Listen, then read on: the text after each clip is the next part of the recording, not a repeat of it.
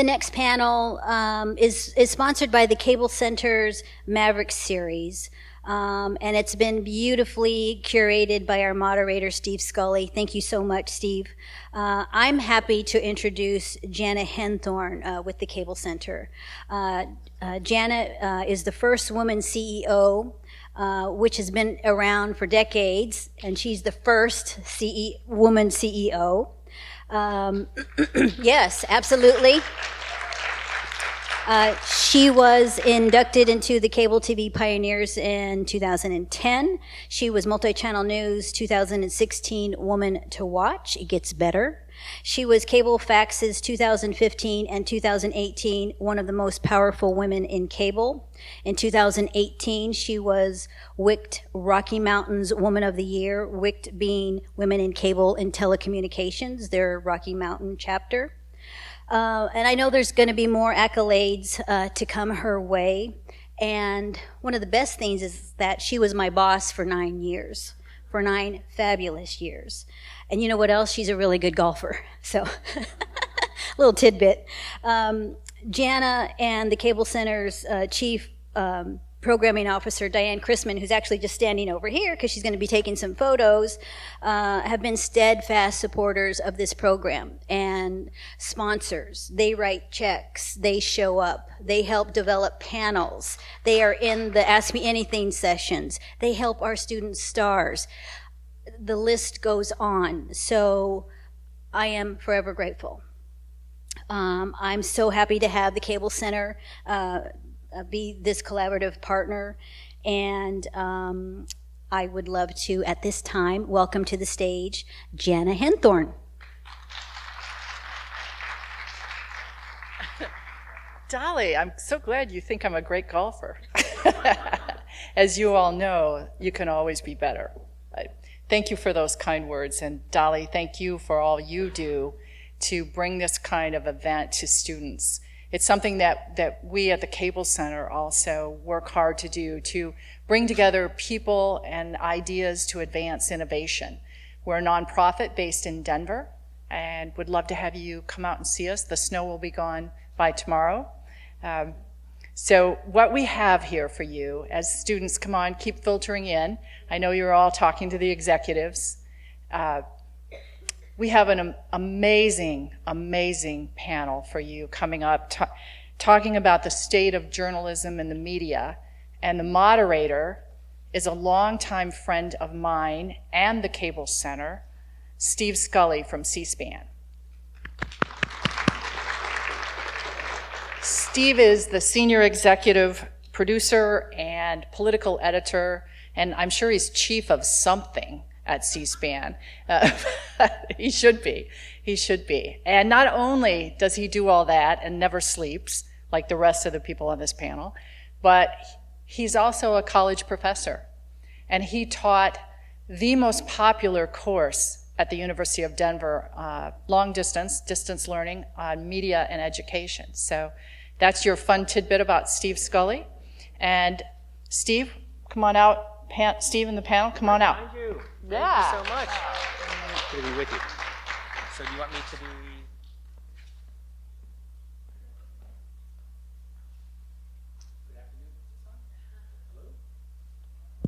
It's on. Good afternoon. John, Brian, Bob, Lexi, come on down. Let's give him a round of applause. Woo-hoo! Woo-hoo! Jana, Dolly, thank you very much. John, we'll have you here. Lexi, Bob, and Brian. And you are in for a real treat. I want to thank each of these individuals for giving up some of their Friday afternoon to be with us. They're all busy on deadlines, working on projects. Bob is finishing up a book. John is working on a book. Brian is a new dad. Lexi is here today and then appearing on MSNBC tomorrow and ABC's This Week on Sunday. So they're all very, very busy people. Rather than me do long introductions, what I thought I would do, and John, I'll begin with you, just spend about a half a minute or so telling them a little bit about you and whether there was an internship or a person that propelled you on your career. So John Dickerson of CBS News. I'm John Dickerson of CBS News. Hi. So, gosh, there are like 100 people who propelled me in my career, but the one I would pick, or that comes immediately to mind, is somebody named Joe Quinlan, who I was his secretary for about 1.5 years, and he let me, just after I got out of college, and he let me basically moonlight as a researcher for Time magazine. And he really encouraged me to find my way to leave his employ by basically trying to break into the magazine where I worked for 15 years, and then I went to Slate, and then I was at CBS, and now I'm at 60 Minutes, and I also write for The Atlantic. And a graduate of UVA, correct? And a graduate of the University of Virginia, yep. Alexi McCammond from Axios.com. Hi, everyone. Thank you for having me. I am probably closer in age to a lot of you than you realize, so hopefully you find all of our advice helpful. I went to school at the University of Chicago where they didn't have a journalism program, even though that was what I was always passionate about. So I sort of spent my summers doing a lot of internships to rule out what I didn't want to write about. I wrote for a parents magazine, a wedding magazine, a sports startup, did all these things to finally get to political reporting, which is what I do now and what I love.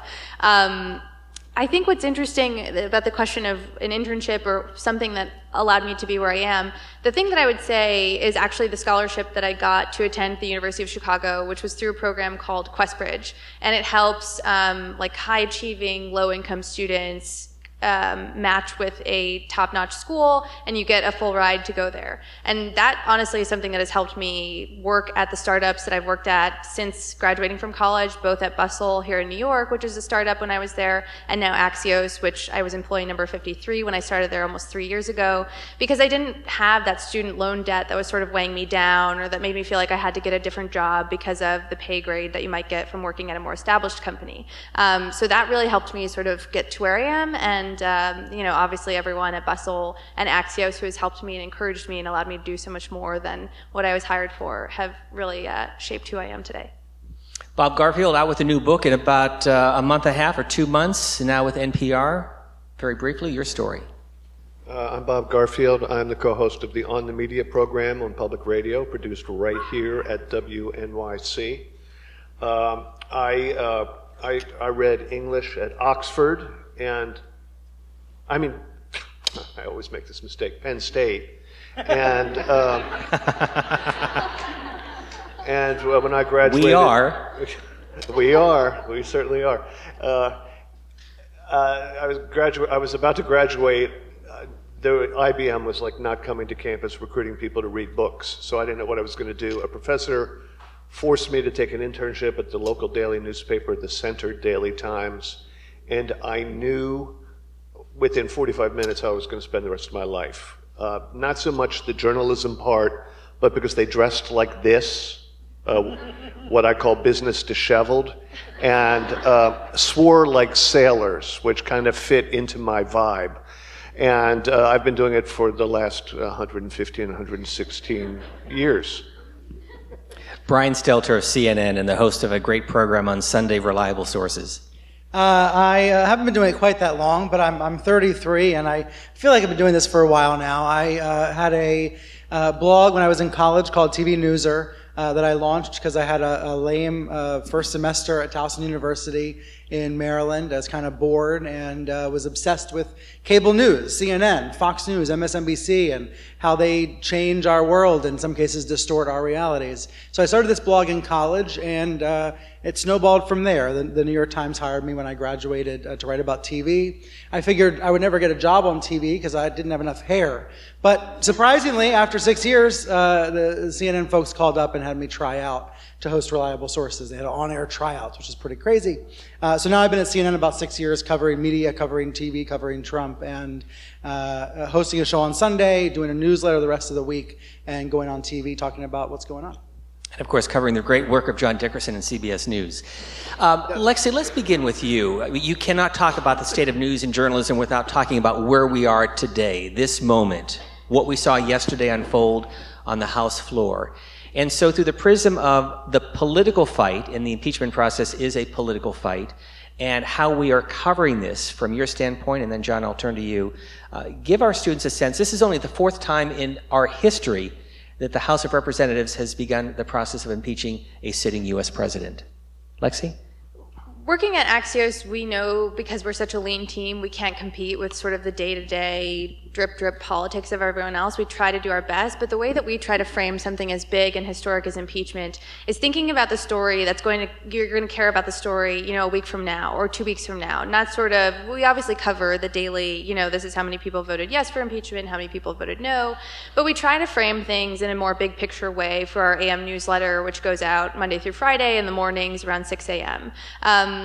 And that's really important to us because, not only because we're a lean team, but because our readers just don't have a lot of time to keep up with everything sort of small that's unfolding. So at times it feels like a source of anxiety because there is so much going on and I want to have my, thumb on the scale of every little thing that's happening. But on the other hand, it's kind of relieving to be able to step back and look at everything and pick out trends or themes that we're seeing, whether it's through impeachment or how Republicans are coalescing around President Trump in a different way, or Democrats' new arguments in favor of impeachment and how Nancy Pelosi has evolved on the issue. Something that can help you be a little bit smarter on it rather than just knowing, okay, this is what happened today. John Dickerson. Well, as Alexi was saying, we're all in competition for attention, and we don't just compete with other news organizations. We compete with everything else that's on your phone, and that depending on how long this answer goes, you'll start itching to go look at while I'm talking. And so and that of course means Twitter and Facebook and anything else you might check periodically. So that's the environment in which we all work. And then we have two other big challenges for what we do. Is one, we're in a sort of context-free time where events happen, and because attention is so shredded, people either don't bring to events the context or they don't have time to sit around and listen to the context. They want to just know what happened and the thing of the immediate moment is. That, of course, erases history, which is a kind of an important thing in the course of human events. And so that's one problem. And we're also in a time of declining or disappearing shame. And so in a previous job I had at Face the Nation, at the beginning of that show, when you asked a question to a politician, they may not give you the God's honest truth, but they would give you an answer. Now we get responses, or we get just straight up disinformation. And so while answers in the past used to be between, let's say, A and D on the alphabet, now you get answers at Z and Y. And so in a short attention span period where there is no context, you spend a lot of your time over down at Z and Y, which has nothing to do with what the question at the center of the moment is. So we're struggling against those three huge forces, which make it very hard for us to do our job, which is to tee up the questions of the day and try to inform people so they can make choices about their lives. Bob Garfield, in your world, how do you deal with all of this? And if you could also add the tremendous growth that we've seen with podcasts, because that's really been a whole new source of information for this audience. Sure, I'll be happy to answer those 11 questions. And on the media, we are in a kind of a good news, bad news, bad news, bad news, bad news situation. The good news is that concerning this moment in our political history, we're a media criticism show, and the media coverage of this presidency has been astonishingly good. So that's great. It's been all hands on deck now for, since a year before Trump was elected. So that's 4 years of really, really solid journalism in every channel of journalism, not counting, let's say, Fox News and the rest of the right-wing media cabal, because that's a tissue of disinformation and propaganda and lies. So that's great, except for a couple of things. We're a weekend show, and every time something breaks, it's really well covered until the next thing that breaks, which is also really well covered. And by the end of the week, we don't really know what we can add. So that's a problem. And we do our best to evaluate it, and a problem Brian knows well. And, we try to do our best to figure out what story we can contribute our take to, and also to tread some new ground where possible. Some of the bad news, and we'll get to this, I think, in some detail later, is that while the coverage of the presidency has been fantastic, the coverage of everything else, almost everything else under the sun, has been horrendous because we are a dying industry and we have very little resources. And we've got a bunch of people doing great work about a very, very narrow part of the news universe, and everything else is going begging. And it's a tragedy that, for which I have no solution. And, I think that'll do. We'll get back to that, no doubt. Brian, you're kind of like the umpire in this whole process. And Bob mentioned the news cycle. It is not 24/7. It's 24 seconds. I mean, we just are moving at such a pace under this president. And I tell people that Donald Trump has been good for our business because he has. New York Times subscription rates are way up. Our traffic is way up on the web. So if you could address where we're at and how you view the media coverage of all of this. I think I would give back the gains in subscription if we could put the enemy of the people lie back in the bottle, though. I guess when I think about Trump and the media, what I first think about is this insidious, poisonous lie that he repeats all the time about real news being fake. And I think it's done tremendous damage that we can only really measure years from now. We won't know the sum total of the damage that he's doing in the moment, although we can already see some of it as shown by the mail bombs and the other sorts of attacks against the press. But at the same time, it is true that he's created more interest in news, more interest in newsrooms, more curiosity about what we do. And I think for the folks in this audience, every time he attacks the press is a chance for us to teach and learn more about why we do what we do and how we actually know when the news is real and how we verify the news. And I think for all of the challenges that we face in this industry right now, some of which also apply to entertainment, but especially in the news business, this move from advertising-based information to subscription-based information, this move from 3 to 10 to 100 to 1 million sources, this sense that no one trusts the same thing anymore.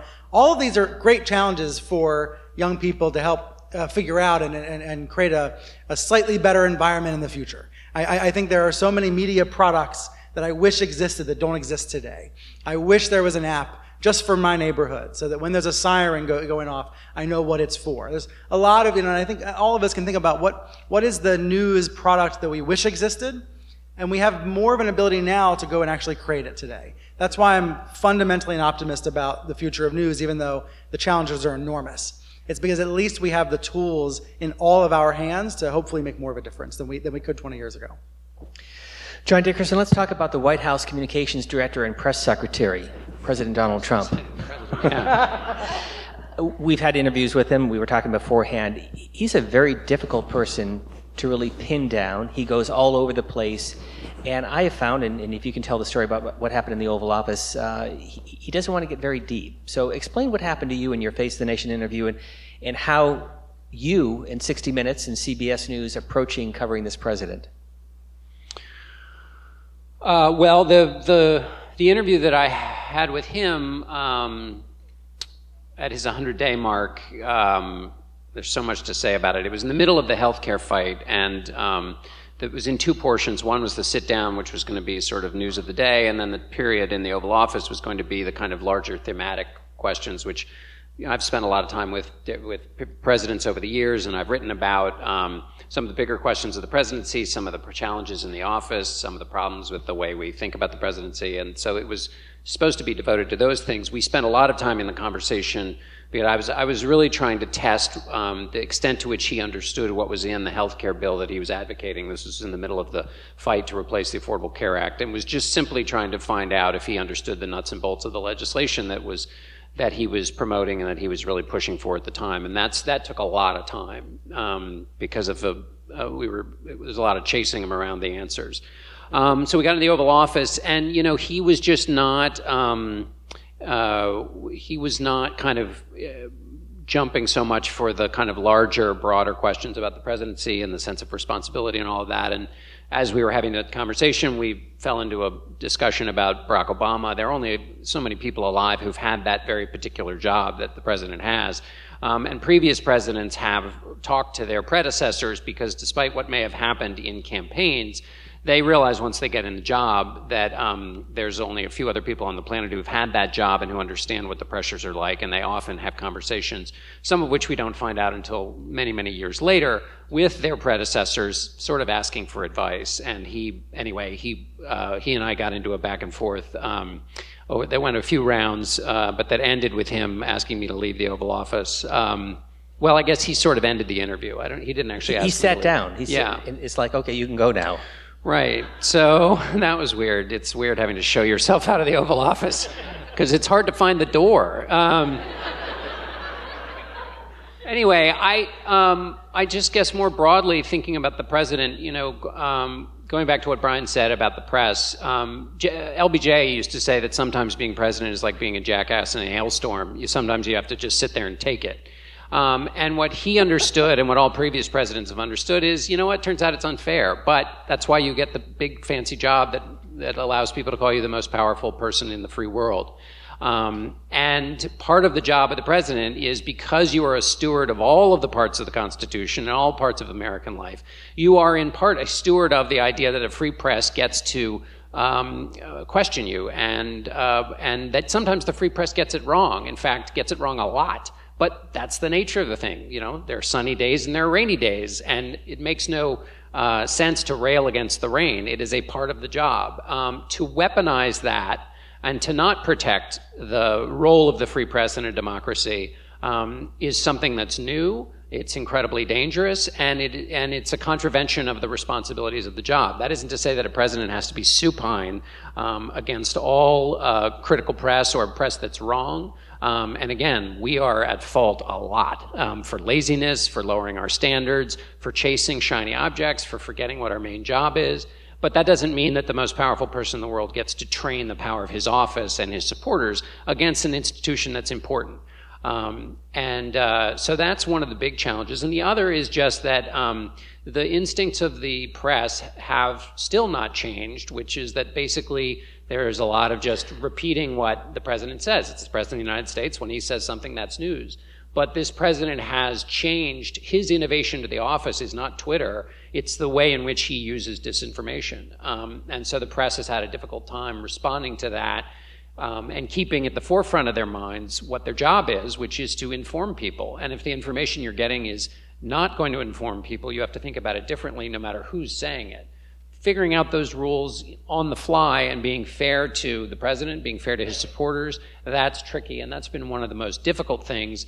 And finally, I would just say that the reason it's difficult is because our first reaction when I was at Face the Nation in the campaign in about 2015, I realized that I used to feel that if you were running a negative ad and you weren't getting 4 Pinocchios, you weren't doing it right.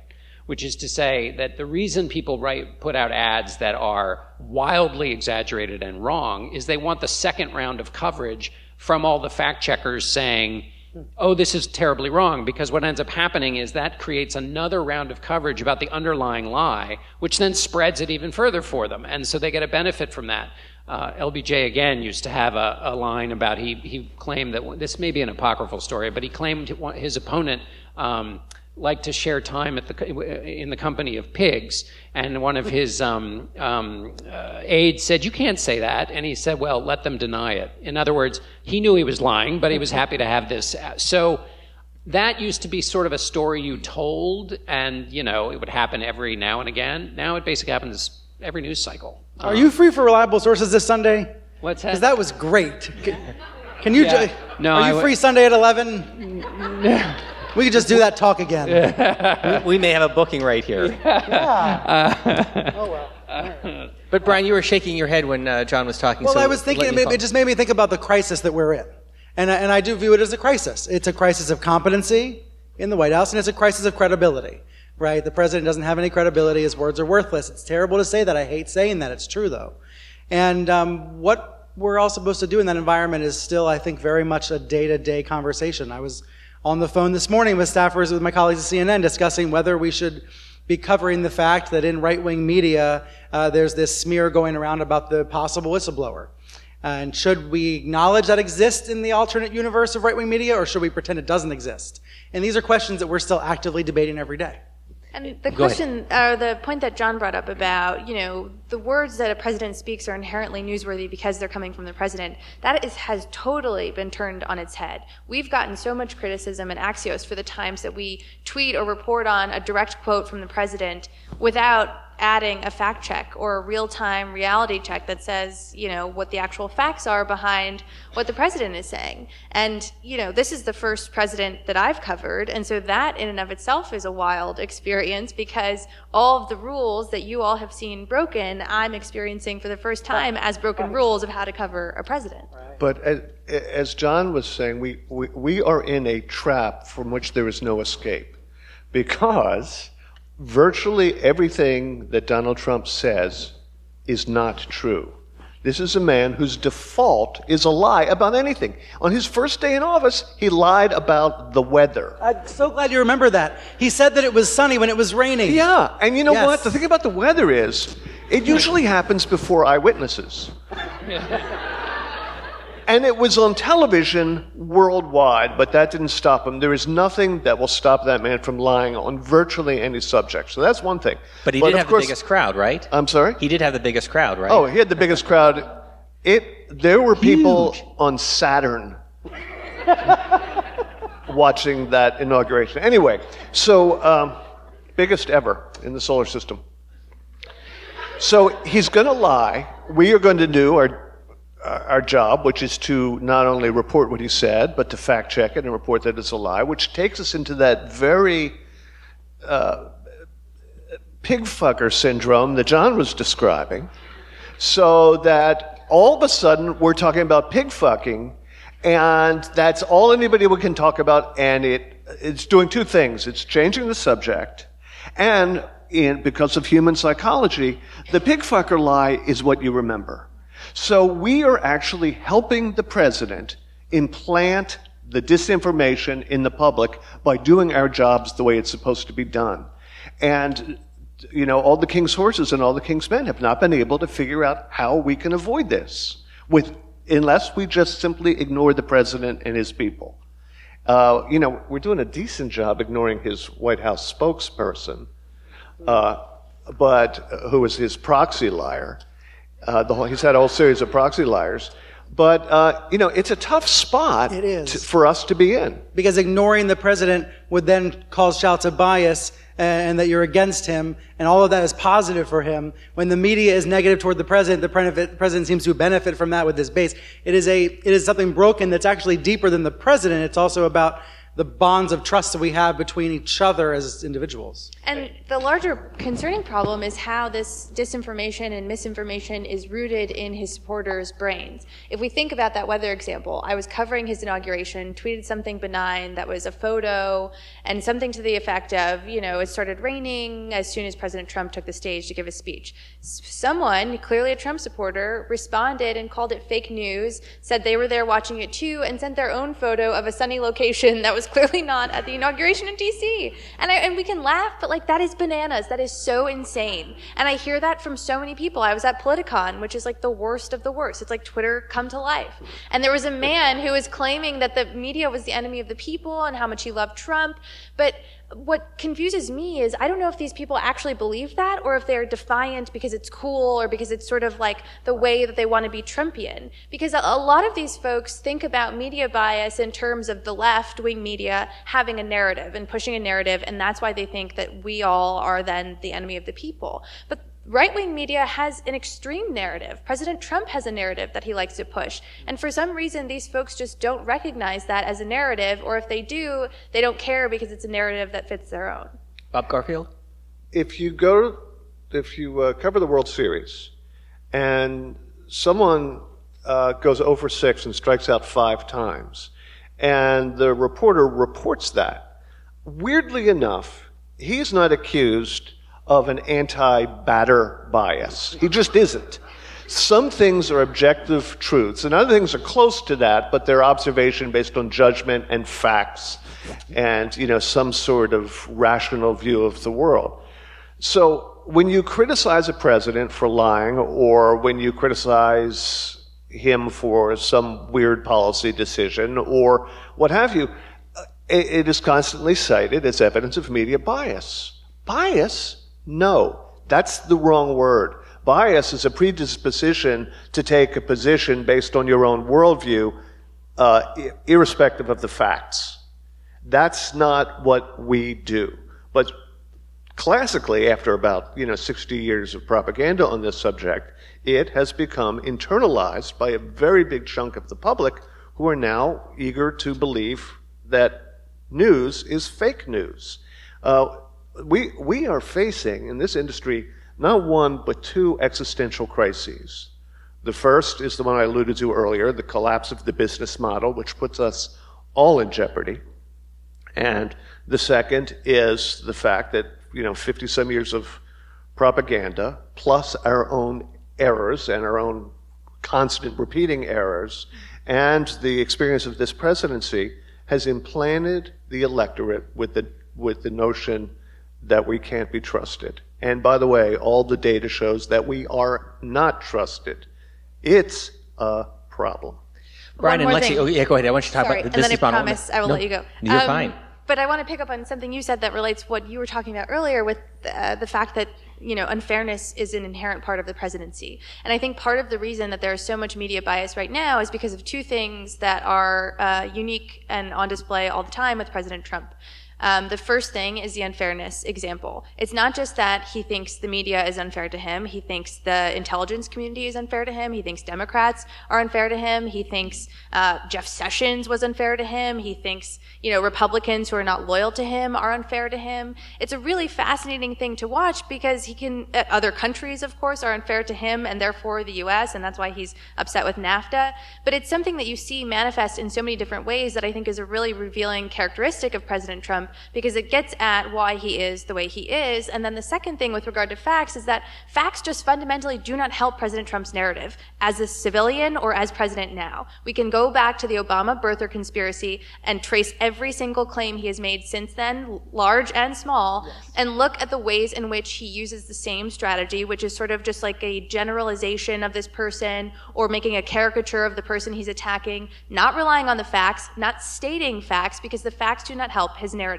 He just keeps repeating this general idea of unhappiness with this person or something that is wrong with them or something that's wrong with this situation, doesn't care about the facts, and when the facts come to light or the situation is resolved or President Obama releases his birth certificate, then he sort of moves on without even acknowledging those facts. Here's the good news. Can I add the good news? Most people see through it. And I think we have to remember that. Historically low rated in the polls. Most Americans know he's a liar. Many Americans who support him actually don't believe that he's honest, even. They just support him for other reasons. So it is important to recognize that most Americans see right through this stuff, and they know what's going on.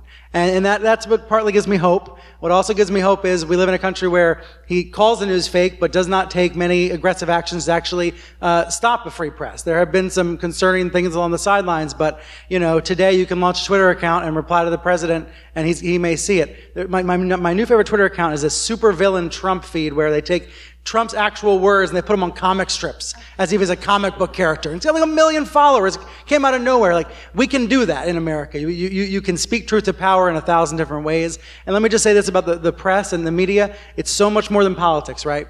And it's true that the trust in media is relatively low, but everyone trusts some form of media. It's just that we don't all trust the same form. Everybody trusts something. If you trust CNN, you might not trust Fox, but you trust something. And when there's a tornado or a flood in your community, and you hear it on the radio or you hear it on the news or you hear the warning, you do trust your local broadcaster. You do trust your local newspaper when there's a crisis. So I just want to point that out for you in the room. They're aspiring journalists. We all have a chance to make this better. And there is still, I think, a lot of trust, even though it polls very low around political news. So I guess I'm trying to say this too shall pass, okay? Yes. Which tees up perfectly my question to John Dickerson, and we trust that you have some questions, so if you go to the microphones, we ask that you keep it brief, to the point, and we'll get to your questions. But John, looking ahead at 2020, you mentioned Lyndon Johnson, and gosh, wouldn't you want to have Johnson and Nixon down here just imagining what they're seeing in President Donald J. Trump? It's interesting. I wonder about that because, when you go back and look at both Nixon and Johnson, deeply, deeply, deeply flawed people, both of them, petty, small, vindictive, self-interested, they both had something that hauled them up at different times, even if it was to achieve their own greatness. It was greatness in the context of the pantheon of American values and presidents, which were basically, there were a set of norms that said you were a great president. And those two presidents in particular did all of these self-interested things that if we knew about them today would doom their careers. They nevertheless applied their self-interest towards the basically general improvement of the American democratic experience. So Nixon spends years and years and years cultivating the idea of reaching out to China before he's ever even in the presidency, and then takes patient, careful time to develop this relationship with China. Does a bunch of other things in domestic policy that are the product of a belief in a system and in the belief that the Congress has a role to play in the system. Obviously subverts the American democratic system, so I'm not suggesting he was an angel, but there were parts of his character that he tried to put in the service of an American idea, and the same is true of Lyndon Johnson. So I'm not sure what they would make of the current president, because the current president has been incredibly successful for the goals and aims of his political party. He has been less interested in the traditional role of the president as the president of the entire country, and in doing things that would lift up the entire country. And those two previous presidents, with all of their great flaws, nevertheless felt that part of their duty was to meet an urgent need for the entire country, not just to score points for their political parties, although they were both, of course, highly political. And the final point would be worth making is that they also operated in a structure that was far, far different than today. Both Johnson and Nixon won in states where basically half of the senators representing the states they won represented the other party, which meant that voters in those states voted for Democrats in Nixon's case or voted for Republicans in Johnson's case. And so the political mix of the senators were much more, there was a middle. Now there's not so much of a middle. Donald Trump won 16 House districts that have Democrats in them. Reagan, for example, won like 140. So the structure of politics has changed a great deal too, which makes this so much different now. You're nodding your head. Lexi, you want to weigh in? Oh, I mean, I'm just fascinated. You're so smart. You're like, I want all of your book recommendations so I can know all of this. Well, I have one, but I got to finish writing it first. I know you were asking for student questions, so I don't want to take up time. But we're gonna give I you would a love question. for you to share, Steve, turn it on you, your story Steve. about interviewing President Trump. You did such a great job. He is a hard person to interview because you ask him a question on healthcare, for example, or on the debt and the deficit, and he immediately turns it around to himself. So, for example, we talked about the debt, now $23 trillion. It's not his fault. It's all Obama's fault. Everything's Obama's fault. And so you try to get something out of him. And the White House did something extraordinary. They gave us a lot of time with him, 45 minutes, which, as John knows, normally you get maybe 10, 15 minutes. And I had the same problem. And I tried to talk about his father, about his family, he didn't want to go there. There's just not a whole lot of substance if you get beyond Donald J. Trump. It's interesting, in the credenza, you probably noticed this, behind the president in the Oval Office, there's a picture of his mother and his father. That's it. Not his wife, not his kids, not his family. No family pictures in the Oval Office. You know what, Steve? We always talk about the lies. When you think of Trump, you think whatever he's saying is not true. But I think the other remarkable thing about this man, unlike any other human being I have ever encountered, is that everything he says, and I'm pretty sure everything he thinks, is through the prism of me. Me, me, me. And I mean, in a way that a 6-year-old doesn't turn every question into how it affects me. If he's talking to a foreign head of state, he will tell the foreign head of state what portion of that man's country really, really loves him. Oh, they love me there. They love me in Belgium. It's always the Trumpian take on things. It is really hard to penetrate that psyche with a usual question and answer, because it is destined to go in a place that is of no interest to anybody. Is that how past presidents have been, would you say? What's that? Have any other past presidents, in your experiences, been as self-concerned or close to the level of self-concerned as President Trump? Well, most of them felt it was detrimental to their public standing to let that slip in public. Right. So you can't run for president without a high self-regard that you want elevated and responded to by audiences. That's why they get into the business. But there was always a norm that you would never let that slip, because the the key definition of presidential virtue from the very beginning was that you sublimate your self-interest for the greater good. That was pretend to, at least. Right. Or if you right, exactly like George Burns said about sincerity, that if you can fake it, then you got it made. So you either had to be that way if you're George Washington, or if you're everybody else who followed him for the 43 that followed him who tried to keep that norm, you had to at least fake that you were trying to maintain that sort of sense of self-deprecation. And you make the point. I did an exit interview with Bill Clinton, Barack Obama, and George W. Bush, and they all talked about the advice that they got from their predecessors. I asked Donald Trump, have you reached out to your predecessors? And he said, not once. So, Brian, I'm going to walk around and get a question or two from you. But, Brian, so what's the challenge for the media in 2020? Because one of the mistakes of 2016 is that we were caught up in an echo chamber. Hillary Clinton is going to win this thing. So how should all of us, John Dickerson of CBS, what we do at C-SPAN, what Bob does, what Alexi, how should we approach 2020? Oh, I'm not going to tell you all, but I would say that in general, to not pretend like we know what's going to happen. And I mean that about impeachment as well. No one knows how impeachment's going to end. So anyone who tells you how they know how it's going to end is lying. They do not know how it's going to end. We do not know if President Trump will be in office on Election Day next year. So all those assumptions go out the window even more than they're usually out the window. And I would say more broadly, we should think about our audience a little bit differently. I think CNN is, for example, where I work, I'm really good at informing people who already know 90% of what's going on. And I can give them the very latest update. I can give them the very most incremental update. We're really good at that. We're not very good in the press in general, I think, at helping people enter the front door into a story that they don't know much about yet, but they want to start to learn.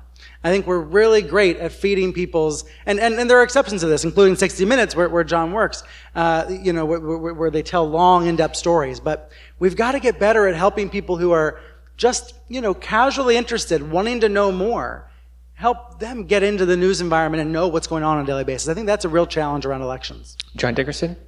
Yeah, I mean, Brian mentioned this earlier. There are all kinds of opportunities that haven't hooked up with a business model yet, and we just need some benevolent billionaire, and there are a lot of them, to fund this. But there are ways in which technology can be used, and Vox tried this, and they kind of then dropped it a little bit, but to change the way we tell stories. And so if you are hooked by a recent new development, so-and-so testified in front of the House Intelligence Committee about this, that the storytelling then will reverse and get larger so that you can inform yourself about the story as it recedes in time in a way that doesn't feel like you're doing homework, but that captures and has the feeling of a galloping story that gets us through the most boring stories. I mean, you will read a story that's dutiful because you think it's important to learn about this issue that you know is important but isn't that interesting, but you'll stay all the way to the end if it's written really well, or if the interviews are great, or if it's just powerful storytelling.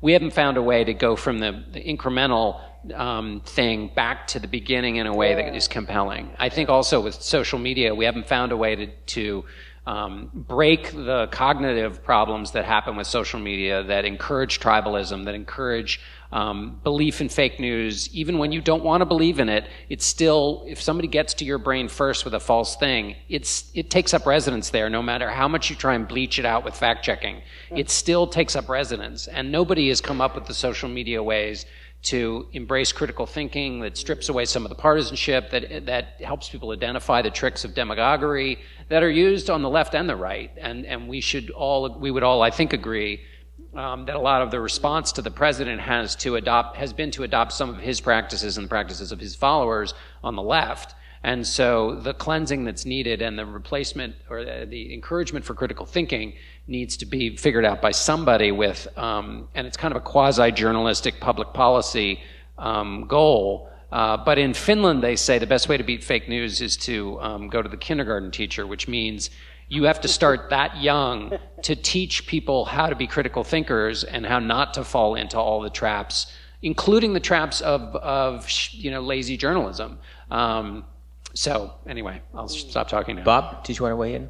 First of all, I'm so glad I'm on this panel because your little glimmers of optimism are like the 24-hour energy drink fighting my existential despair. Well, what about your new venture? Thank you. I appreciate that. And I will get a word in about it in a second. I thank you. But I just want to say I don't believe, I study this very, very deeply. there is nothing technological or storytelling innovation-wise that is on the horizon that has any chance of solving the fundamental economic problem of the media business. There is no way to pay for in-depth reporting. And you may think because we cover the U.S. government and politics so well that we're doing just fine, but we're not. We are not in state houses. We are not in city councils. We are not in zoning hearing boards. The New York Times, for crying out loud, doesn't even cover local crime. We're in a fix, and there's nothing over the horizon to fix that. So that's a bad thing that you should really think hard about. Thank you, Brian. Concerning my venture, today is and it deals with what you were just discussing, John.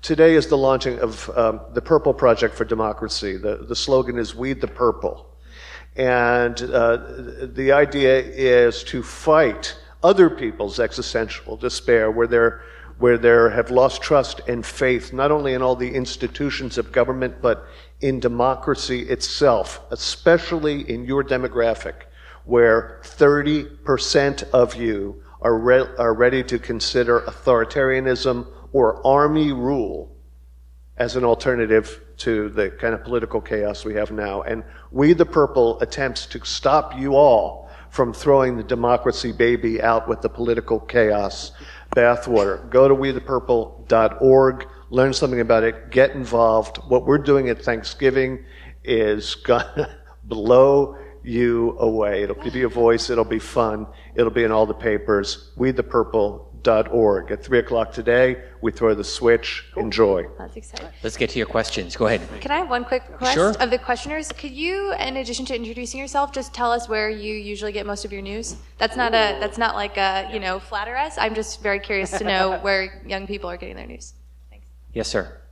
So my name is Patrick Greenwald. I get my news usually from CBS. I like the Washington Post as well. I live in Arlington, DC area too. So my question is, in the height of the fake news and the distrust of the press, how does the media combat this problem in a post-fact world? I think we've discussed a lot of sort of the woes that come with that. But one thing, that I think is what I mentioned earlier, which is that it's not just as simple as reporting on what the president says or what someone says. You have to constantly be thinking about the facts that you can sort of inject into your pieces and really spell out what is actually the truth as opposed to what is going on. I think the bigger part that I wrestle with personally is how much does it rest on us? Certainly we have a role in this and it takes many forms. And how much does it rest on the consumer? I talk to a lot of swing voters in the upper Midwest for my 2020 coverage, and I am shocked at how little they know. And that's not to say that, we're better than them because we know more than them. They vote just like you and I do, no matter how much they know or don't know. And so I sort of think about, well, if you're only getting your news from local news and you can tell me everything about why people are dying from vaping and why Juul is bad, but you know nothing about Medicare for All and you don't even know what the Green New Deal is, then what does that say about where you're getting your news and how much you're actually invested in learning? And I think that's a big part of fighting back against this sort of, what you termed as a post-fact era. It's not just allowing yourself to go to the places that make you feel good because it reinforces how you already feel or think. It's about finding comfort in the discomfort of people who disagree with you or who present competing ideas and challenging ideas to make you think more critically, to John's point. And journalism is an act, so the solution to poor journalism or fake news is more journalism. The solution to poor journalism is more of it. Which is why you have to be a good consumer of news as you get so much information. Yes, over here. Go ahead, please. Thank you. Hi, everyone. I'm Dia. I'm a grad student at Fordham, but I was also a Nittany Lion, so let's go state. My question, I got my news from the Daily Beast and Morning Brew and CNN as well. My question is for everyone. Do you think audience analytics is becoming editor's yardstick when it comes to like story packaging and like story planning? And as journalists, do you think this big data phenomena helps you or it makes your life more difficult? Thank you. Story planning. And that's something you do all the time, John. Yeah, 60 Minutes is kind of the opposite end of the analytics world because we pick stories that are big and important and have characters at the center of them and that have stories at the center of them and happen over a time with a lead time that's really long. So you can't market time the kinds of stories we do. Talk about the one you just did, one with Christine Lagarde, which was a fabulous program, a segment from start to finish, from the idea until the production of it. How long did it take? So this is about the former managing director of the International Monetary Fund, who's now the chair of the European Central Bank, and who is a fascinating figure for a number of other different reasons, which you can find the piece online. That was considered a fast piece, and that took 2.5 months. Because it was 3 interviews in 3 different places, 2 different countries, 3 different places. But I was, when I worked at Slate and to a lesser degree when I'm at The Atlantic, I mean, the numbers, what was certainly true when I wrote at Slate is that the pieces that I wrote that I would take 2 weeks on about healthcare policy would get, 1/100th of the traffic a piece you could tear off and write in 2 hours about whatever the shiniest thing of the moment is. And that's not our fault. I mean, it's our fault to chase, our being the media, to chase those numbers, but it's also because people like to be entertained. They like things that keep their attention, that are entertaining, not things that are hard and difficult. And as Alexi was saying, reading things that are difficult and challenge, in studies they've found that if you offer somebody $7 to read something they agree with, or $15 to read something that will contradict the views they hold, they'll take the 7, because it's that much more painful to read the thing that contradicts your accepted view about, in the case of the study I was talking about, same-sex marriage. So if that's the way the motivation structure works, then it's all on us as readers, in addition to on us as producers of journalism. Go ahead, sir. Thank you. Hi, I'm Orlando. I get most of my news kind of from everywhere, but my question actually kind of leads into where I get my news from. It's mostly from Tribune, and it's mostly from McClatchy and a little bit from Nash Holdings, because that's Jeff Bezos' company that owns the Washington Post. And I think this question kind of applies a lot to Mr. Dickerson, who was grown up in a newsman's dynasty. I mean, your mother was a pioneer for women in journalism, and you've grown up around it, and you have been the White House correspondent for Time, and you've been the anchor for Face the Nation, and all of you as well. I mean, as incredible news people, but we've gone away from local news completely. The Miami Herald was until a few years ago owned by Tribune, but now is owned by McClatchy. The LA Times is owned by Tribune. Jeff Bezos just bought the Washington Post. The only major news organization that's owned by the same company that it was owned by when it started is the New York Times. Mm-hmm. In this time, as Mr. Stelter said, when local news doesn't really matter and national news is taking the spotlight, how do we make sure that we get back to local races which define every part of our personal lives? Because 90% of lawmaking is done, that affects your daily life, is done on the local level. Okay, so hold that question. Bob, I want you to respond to that in a minute. But John, your mother was a pioneer, and this audience may not know Nancy Dickerson, so if you could just spend a minute to describe how important she was for women in our business. Well, she was the first woman news correspondent for CBS News, and that was after about 10 years of being told from 1950 and 1960 that she couldn't go on the air because nobody would take her seriously as a woman. So now Nora O'Donnell is the managing director and anchor of the CBS Evening News, so that's nice that things have come a long way. The piece on Christine Lagarde, the producer was a woman, the associate producer was a woman, and the number 2 person, 60 Minutes, is a woman. So it's really nice to kind of watch that over the course of my lifetime have changed so much. Not that it couldn't change more, and not that there aren't obviously issues, but when I think about how long it took her to just even be able to get on the television screen, it's nice to think that things have at least improved a little. And of course, she's looking down with pride now of her son. But the issue of local media, which is, thank you for that question. Bob? Yeah, okay, so I'm going to answer that question very, very quickly. All it takes to get more emphasis on local media is the injection of $600 billion into the media economy. So I don't know what you got on you, but that's the solution. So $6 at a time. Okay, let's start there. $1 billion times. Okay, fine. Yes, $100 billion. So let's all start there. Yeah. $6 Yeah, that's actually right. Subscribe to the damn newspaper. Local news matters. Don't say it doesn't matter. With your money and subscribe to whatever paper you're reading and do it today. That's a start. I just want to say something about that previous question about chasing analytics and data. Sure. It's super dangerous because, I've heard a lot of editors say, look, we got to go where the audience is. Well, no, you've got to lead the audience to the right place. If you go where the audience is, it's all of your coverage will be about the spat between Chloe and Kim. I mean, there's just... What happened now?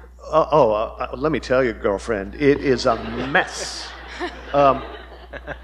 So you have to resist that temptation to go where the clicks are, because that's not why you have First Amendment protection.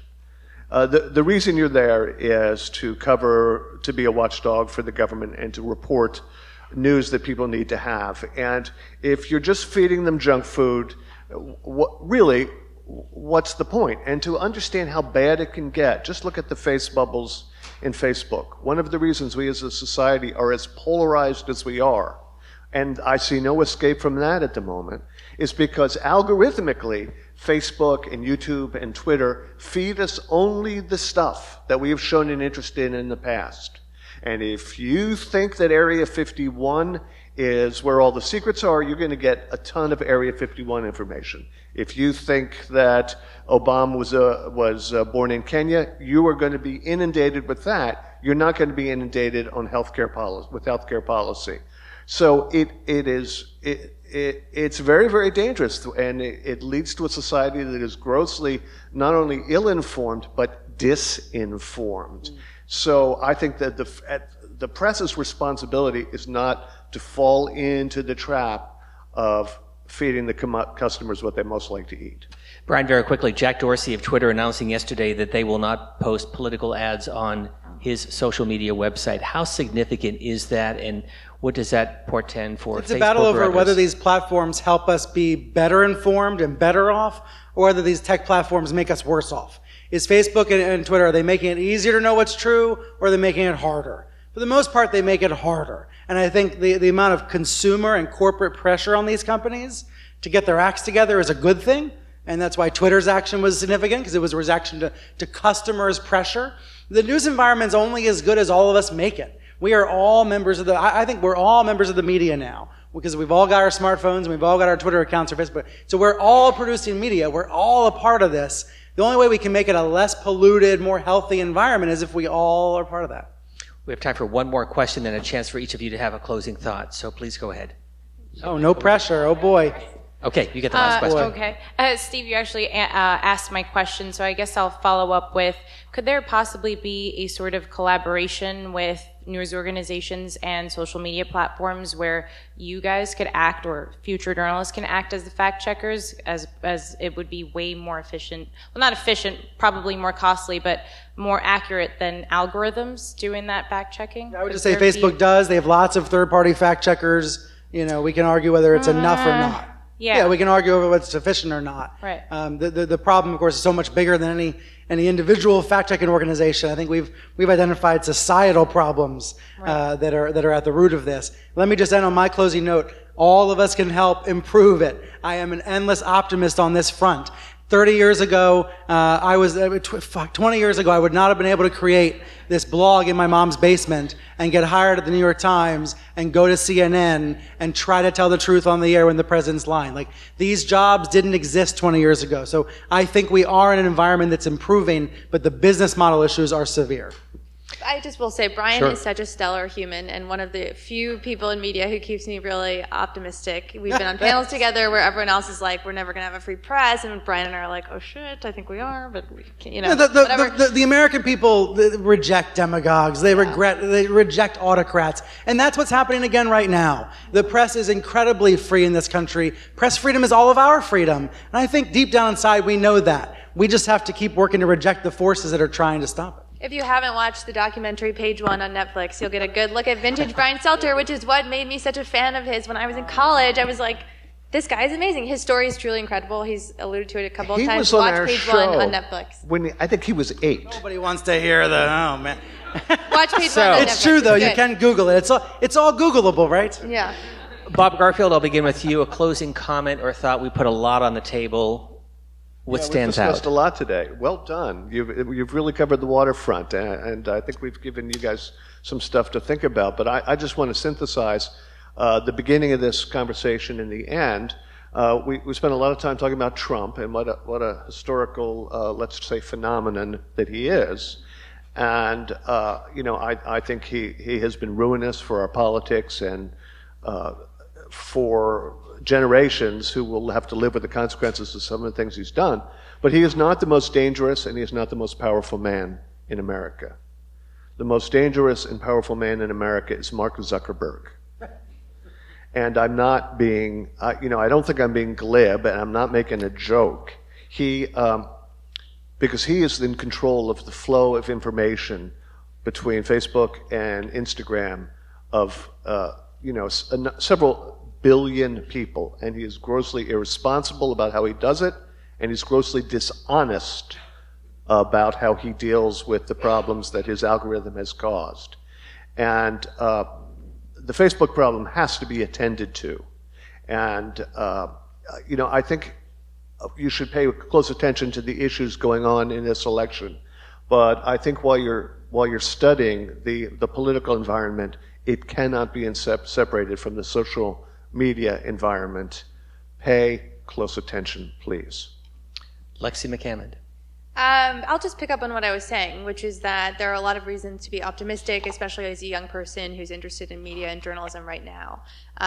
When I was thinking about getting into it not even that long ago, I remember my parents were like, you're going to make no money, there will not be enough jobs, why don't you be a doctor? And it was the best decision I've ever made, and I would never look back. You just really have to encourage those around you to be interested in finding facts and truth. You have to explore a lot of different outlets and sources and stories and ideas. Don't become someone who only relies on one side. Obviously, if you're a CNN lover, you should be turning on Fox every once in a while to see what they're talking about, and vice versa. I think it's really important, like I said earlier, to find comfort in the discomfort of being challenged. And that might sound cheesy or scary, but I promise you it will make you all better off. And something I like to do is check out my local newspaper's website every once in a while and see the things that they're covering. And, if it's within your means, you should donate to your local newspapers and organizations to try to keep them going if you care about what your families or friends back home are learning about. It's not just on the local news organization to keep themselves going. We work at national organizations and could still use a lot of money. Think about what that feels like on a local level when it's so important to the people around the country, like I said earlier, who don't have the same education as us, but are voting just like you and I. Brian Stelter. No, let John go first. Okay. Well, John Dickerson. I'm still thinking. I'll build on what Alexi's saying, which is that this being a thoughtful citizen of the world now takes work. It takes effort. And if you don't do the effort, somebody else is doing it for you because they're feeding it to you, whether it's because they are following algorithms or they're following a business model that doesn't have your actual self-interest at heart, or you're following something that a politician is telling you. And the two things you need to do are, one is work on critical thinking the way you would work on, whatever your hobby is, playing the violin, your basketball game. Critical thinking is something that needs to be maintained and sharpened. You don't just get it in, 11th grade in high school and then it sticks. We've seen right now a greater challenge to the ideas of critical thinking and logic and reason, including what reason is for, by the way. The Enigma of Reason is a great new book about whether reason is actually something that allows us to pick between a series of alternatives to find the best one, or reason is the thing we use after we've made a choice based on our gut to just rationalize what we've done. If that's really what reason is, then the whole model for how elections work is really different, and the way we consume news and information in the world. So it takes work. And think about, your critical reasoning, it takes work. And then also, as Alexi was saying, so does where you get your news from, both national versus local, left versus right, small, tiny little appetizer type pieces, and then long reads, long, painful, 45-minute sit-down stories, painful in the sense that you're being distracted because you want to keep checking your Instagram account while you're reading it. But that requires some diligence and discipline, because that's good for personal hygiene, but it's also going to spread out in your human connections with other people. And if everybody does enough of that, then, because, by the way, it's all on us to fix this problem in a sense, if everybody does that, then it creates at least pockets of more reasonable and informed citizens than those who are just being led by the nose by other forces. I know we've gone over, but I have to ask you a quick question. Didn't you go for a weekend where you didn't have a cell phone, you weren't on social media? Was it a weekend or a week? It was for piece for CBS This Morning. I've tried this in a variety of different ways, but the specific piece I think you're referring to was I did for CBS This Morning. I spent, it was actually just a single day with but they were there filming it, so it was a 5-part series on attention shredding. But even spending a day when you're in the lives we lead is very difficult, because all the people are expect you to respond in the shortest amount of time that you've ever responded to something that they've sent you.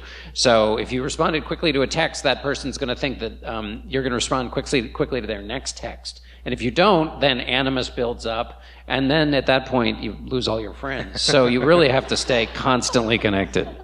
Brian, have you thought your final comment? I do. You just mentioned Instagram. 10 years ago, Instagram did not exist.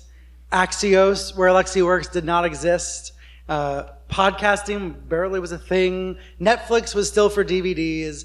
All of this is going to keep changing in a very, very rapid fashion. So it's most important, I think, for people entering the profession is that you're able to adapt, you're able to be resilient, and you're able to be a part of the changes. Try to think not 10 years ahead, but a year ahead about where things are going and skate to that location. Brian Stelter of CNN, he's on Sunday on Reliable Sources. Bob Garfield, again, the website is? We the Purple. I Googled We the Purple and I found it. We the Purple. WeThePurple.org. Alexi McCammond, thank you very much for coming up from D.C. John Dickerson on 60 Minutes, CBS News, CBS This Morning, and a new book coming out in May? May of 2020. It's already on Amazon. There you go. And we'll feature him on C-SPAN. How about a round of applause? What a great panel. Thank you very much.